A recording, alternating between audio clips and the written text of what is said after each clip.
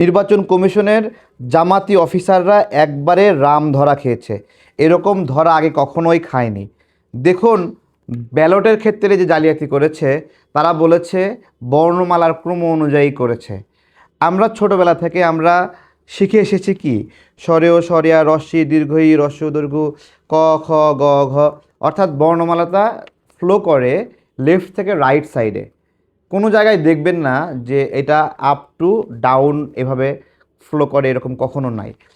Up to down যেটা follow করে সেটা হলো ক্রমিক নাম্বার 1 2 3 4 5। তারা বলছে যে বর্ণমালা অনুযায়ী সাজাইছে, কিন্তু তারা ফলো করছে ক্রমিক নাম্বার অনুযায়ী। বেসিক্যালি তারা জামাতি ফর্মুলা ফলো করছে যে কিভাবে কোন সিস্টেমে গেলে এবং বক্সের সাইজ কতটুকু হলে কোন রেশিও হলে ওই জামাতেরটা 1 নম্বরে রাখতে হবে। তারা যদি পারতো একবারে শুরুতে এরকমভাবে মানে দতে দাঁড়িয়ে পাল্লা বসায় দিত। তো একটা বড় বিপদ, সেই বড় বিপদের ছোট্ট একটা অংশ দেখা গেল যে এরা কিভাবে ইলেকশন ম্যানিপুলেট করবে, কিভাবে তাদের নকশা আঁকছে আমরা দেখে গেলাম।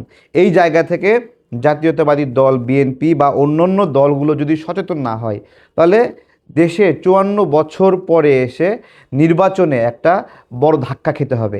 দেশের সার্বভৌমত্বকে স্বীকার করেনি, দেশের স্বাধীনতাকে স্বীকার করেনি এবং এদেশের মানুষকে ধরে ধরে হত্যা করেছে। আমাদের মা বোনদেরকে ধর্ষণের সঙ্গে জড়িত, নিজেরা ধর্ষণ করেছে, পাক বাহিনীকে দিয়েও ধর্ষণ করিয়েছে। এবং তারা এমন একটা ভাব করছে এখন যে 54 বছর পরে তারা একটা প্রতিশোধ নেওয়ার সুযোগ পেয়েছে। তো এই যে এরপর থেকে যদি শিক্ষা না হয়, আমি আজকে ইলেকশন কমিশনের কাছে গিয়ে বলতে চেয়েছিলাম যে কমিশন দেখে যাও, বর্ণমালা শিখে যাও। সেই বর্ণমালা শেখানোর জন্য গিয়েছিলাম।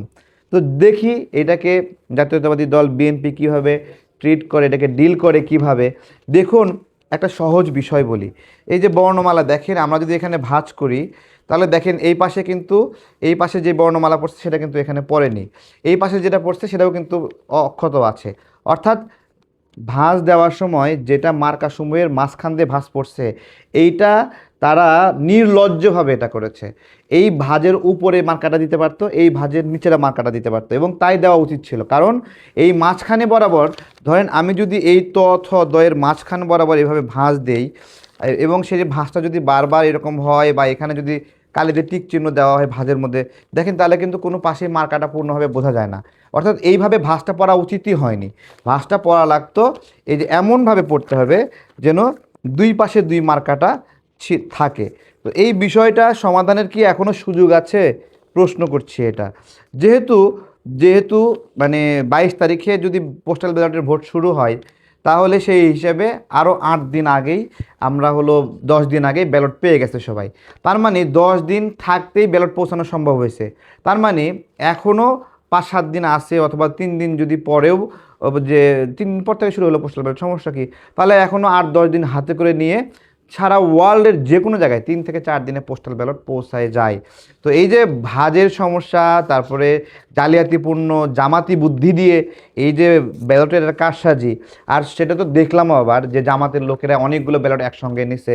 দেখুন, আমাদের জাতীয় নির্বাচনে কারো কাছে যদি এরকম ব্যালট পাওয়া যায় তাহলে তাকে কিন্তু দোষী করা হয়। সেটা একসাথে অনেকগুলো ব্যালট, একটা দেশের মধ্যে যদি কারো কাছ থেকে ব্যালট পায় তাহলে ভোটে কারচুপি হচ্ছে এরকম। সেই জায়গায় পোস্টাল ব্যালটের এতগুলো ব্যালট একসঙ্গে একজন ব্যক্তির হাতে, জামাতের নেতাদের কাছে, এটা কিন্তু একটা ভয়ঙ্কর একটা অ্যালিগেশন। এটাকে সহজভাবে নেওয়ার সুযোগ নাই। এমনকি প্রথমে এটা সাফাই গাইছে ইলেকশন কমিশন, পরে যায় আবার বলছে তারা এই বিষয়ে যথাযথ ব্যবস্থা নিচ্ছে। আমার কথা, যদি আপনারা ঠিকই করেন তাহলে শেষ বক্তব্যে কেন বলেন যথাযথ ব্যবস্থা নেবেন?